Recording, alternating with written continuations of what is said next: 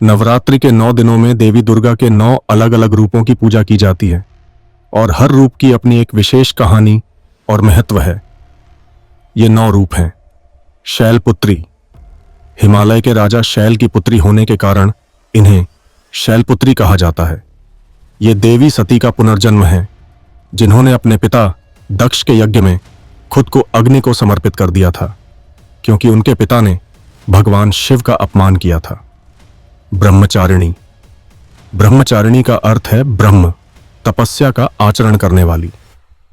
इस रूप में देवी पार्वती ने भगवान शिव को पति के रूप में पाने के लिए कठोर तपस्या की थी। चंद्रघंटा। जब देवी पार्वती ने भगवान शिव से विवाह किया तो उन्होंने चंद्रघंटा का रूप धारण किया। उनके माथे पर घंटे के आकार का अर्धचंद्र है, इसलिए उन्हें चंद्रघंटा कहा जाता है। यह रूप शांति, साहस और वीरता का प्रतीक है। कूष्मांडा।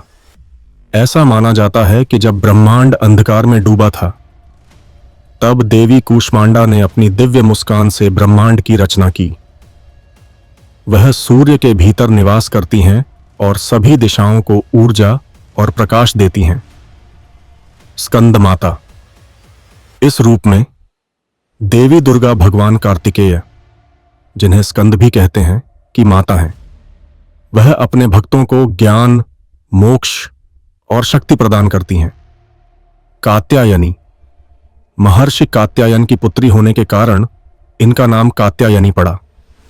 कहा जाता है कि उन्होंने ही महिषासुर नामक राक्षस का वध किया था। कालरात्रि।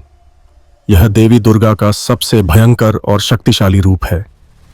कालरात्रि अपने भक्तों को हर तरह के भय से मुक्ति दिलाती हैं और दुष्टों का नाश करती हैं। महागौरी। महागौरी का अर्थ है महान श्वेत।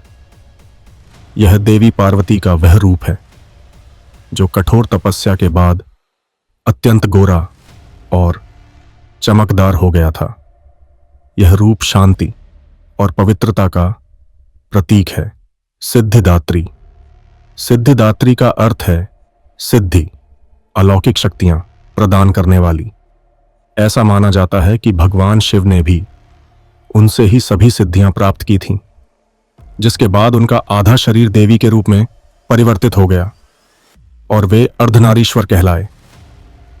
ये सभी देवियां एक ही आदि शक्ति के 9 अलग अलग स्वरूप हैं, जो शक्ति, भक्ति और त्याग का संदेश देते हैं।